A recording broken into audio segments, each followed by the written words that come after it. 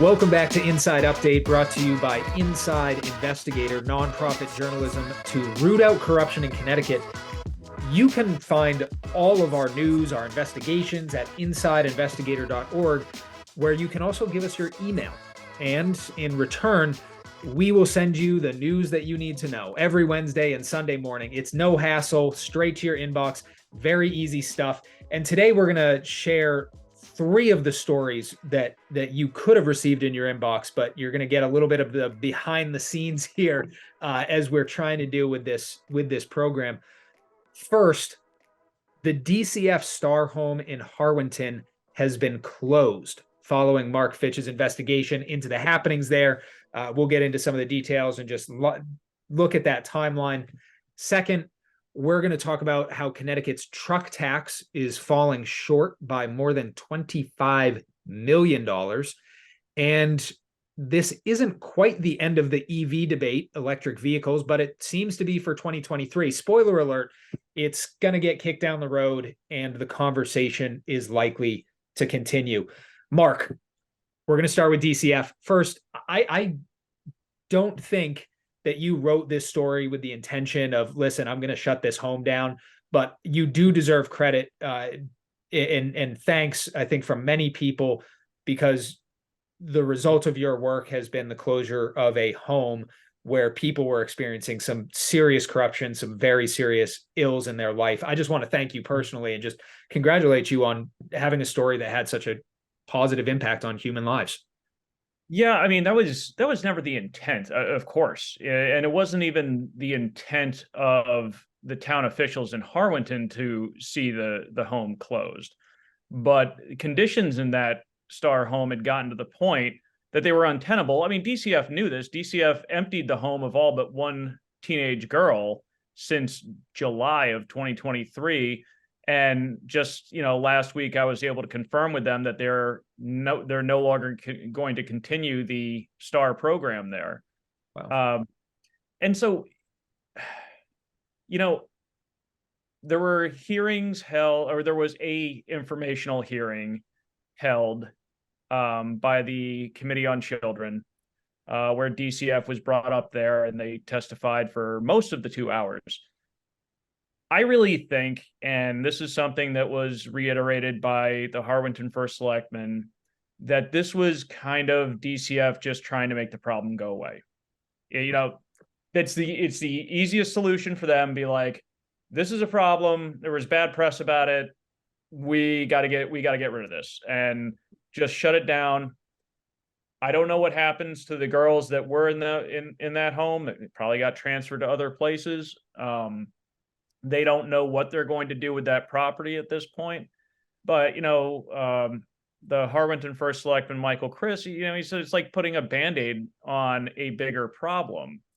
And until you start addressing the root causes of some of these issues, this will probably just, happen again. And it doesn't really solve anything. It's, when I heard it was closing permanently, I can't say that I was like happy. I actually felt pretty bad about it, because I was just like, all right, well, that doesn't really solve what was going on. There's plenty of other Star homes in the state. I mean, hopefully they don't have those kind of issues, but yeah, I can't say that it was, it wasn't a good feeling. I was just kind of like, well, what happens now, And it's something I'm actually working on for a future investigation. I've been speaking with numerous people about Connecticut's group home system, the foster care system, and maybe there's a better way or better ways of doing things that could ease some of the burden on state agencies like DCF and hopefully get better results. So I've been having a lot of conversations around that topic for a future story. That's great. I mean, the DCF thing too. I mean, we've seen DCF pop up in a number of different places. You've talked about a lot of the red tape involved in some of, the peer respite homes, for example, right? Any different method that you could do to provide services. Because as you properly point out, the problem isn't going away. These are real human beings who are still experiencing some really traumatic, difficult times in their lives. There just needs to be other ways to arrive at positive solutions. So, are there in your conversation so far? I don't want to preempt a future investigation, but are you optimistic about where this could be headed, or do you kind of expect more of the same in the future? I mean, we can put the ideas out there, but when it comes to a state agency the size of DCF, and not only that, but then you start talking about the state as a whole, state government.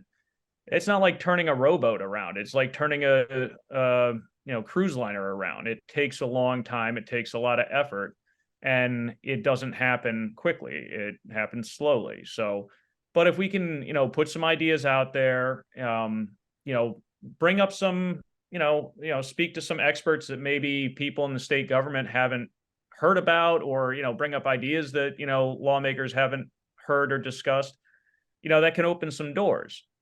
And I think there's always a possibility to improve things, and if you get the right people in touch with the right people, maybe that can start to happen. Republicans, and even I think the Office of Child Advocate have said that the state needs more oversight of DCF, and that's something that one of the group home foster care advocates that I spoke to agreed with. But the real challenge is to get it to a place where it's as best as possible serving the needs that actually are need to be met. So we'll see how it goes. I still have a number of conversations to have before I can put this whole thing together. That's something to look forward to. Truly, that's great. Hearing nothing else on that topic, then let's talk about the truck tax. This is a story. I personally posted this in a number of trucker groups on Facebook, and we work to get these stories out to the audiences that they are most relevant to, and that impacts people's lives.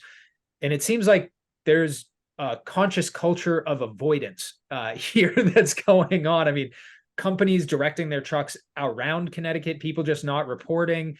People don't want to pay this, and as a result, projections are off. Spoiler alert: $25 million, as I said before. What other details do we need to know about here? Well, I mean, they're off by roughly a third. And at some point they were expecting to bring in $100 million per year. We're nowhere close to that. I think probably the biggest issue, the biggest issue is that the people who, the vast majority probably, and this is, based on my conversation with the head of the Truckers Association in Connecticut, is that the tax is primarily falling upon Connecticut trucking companies because they can't avoid the tax. They have to do it. A truck just passing through, maybe they blow you off. And avoidance has been an issue for other states. I mean, most states that have this kind of tax don't get what they thought they were going to get out of it. A lot of states have done away with the tax in the past. And before we even passed it, a lot of states have gotten rid of it. So, I mean, it's tough to track all these trucks going through. They don't have an enforcement mechanism. There's no enforcement mechanism. There's no way to track. You're basically going on the honor system, and if you're an in-state company, you have to play the honor system. You don't want to get caught, so they're more likely to play on the honor system. But if you're trucking in from Indiana, and you're just passing through, you're not going to care. Was that accounted for? I mean, we've talked, I think, also, and we'll talk about the EV debate in just a minute, but obviously some of those numbers were a little bit off in the projections ahead of time as well. So when we were looking at this coming into existence in the first place, was this accounted for? The idea that people would be practicing a little bit of civil disobedience and just kind of blowing this off?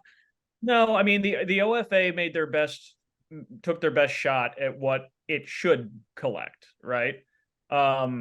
The head of the Truckers Association at the time, Joe Scully, he kept telling them, he's like, you are not going to get what you think you're going to get out of this tax. And hey, turns out he was right. So yeah, and this goes into the special transportation fund, which funds all our infrastructure. And it's not like it's bringing in no money. It's bringing in $66 million a year or something like that. But it's far off of what they thought it was going to be.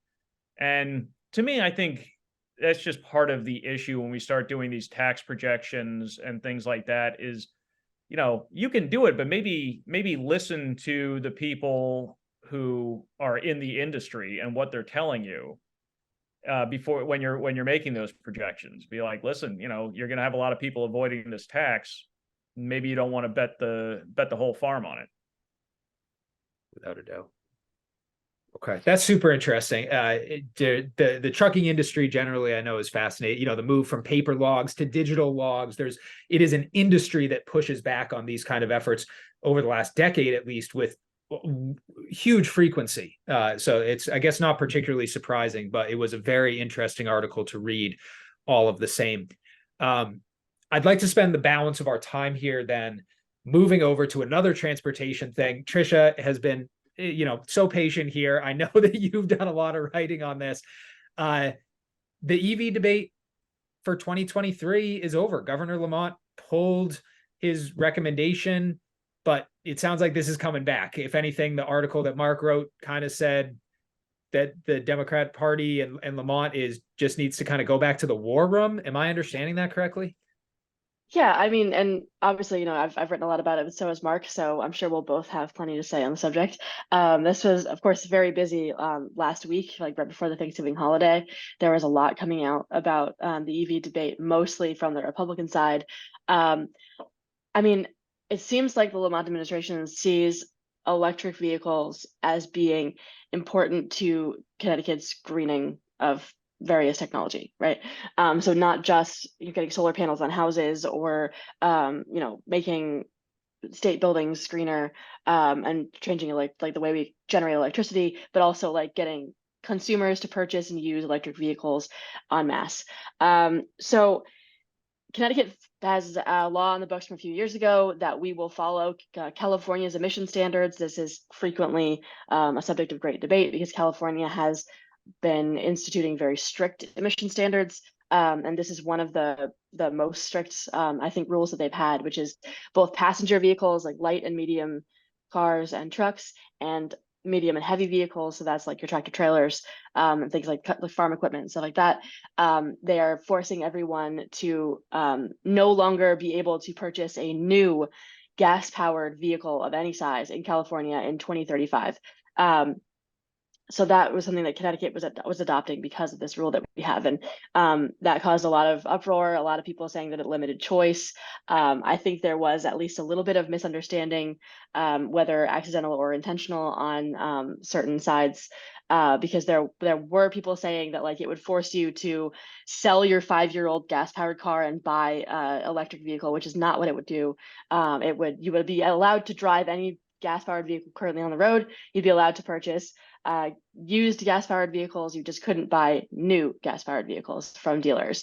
So that was one of the things that I think was confusing. But the manufacturing part of it as well, right? There's a limitations on the creation of those vehicles, and I guess maybe that's a question: in state, out of state. There were additional limitations on manufacturers as well. Yeah.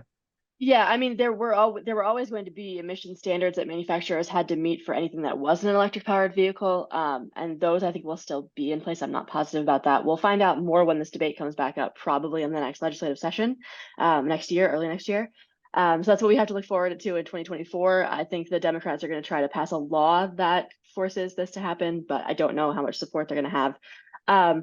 But essentially, the Republicans came out with their own versions of ideas that would force certain other electrifications or certain other green programs, would require the state to properly utilize certain like green sustainable tax portions of people's income taxes toward those green programs, and basically like forcing stricter emission standards, but not to the point of everybody has to purchase electric vehicles if you're going to buy a new car in 2035. So there's a big debate about this. It's a question of choice. It's a question of whether or not people can afford it. It's a question of, the biggest question is whether or not Connecticut's grid can handle a large scale electrification of personal vehicles. And if everyone switched to electric vehicles tomorrow, we would not be able to handle it. Connecticut doesn't have the grid capacity to handle that. If you can promote a slow transition while also forcing, people like Eversource, National Grid, to like increase their capacity, then you could probably maintain it, but it would have to be a very difficult negotiation. And it would be very expensive. To switch everybody to electric vehicles, I believe it would cost $2.4 billion in electric grid updates. And then you also have to worry about whether we can like create enough energy for that, not just deliver it to people's houses. So there are a lot of questions, and I think the fact that there are a lot of questions spooks people. I think that it makes it a lot harder to institute something so big so quickly, and certainly without debate in the House and Senate. So it being forced into the legislature is going to mean we're going to hear a lot more about this next year. We might hear some kind of negotiation on the specific restrictions or on the specific rules. It might be thrown out entirely. We don't know what's going to happen. But as of right now, it's not happening as of today. So we will see what is in store for it over the next 6 or 8 months. It'll be an interesting conversation to see how people sort of negotiate those concerns and those issues.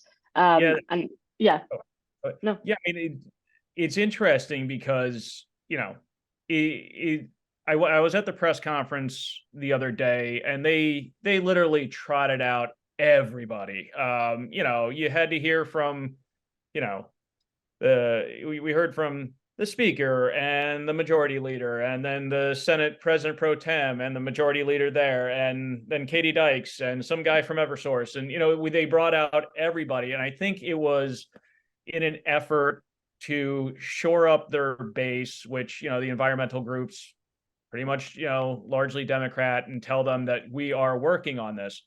I think part of the problem is that, at least in Connecticut, I don't know anything about California or how they plan to handle this, and I don't particularly care. I care about how Connecticut's going to handle this.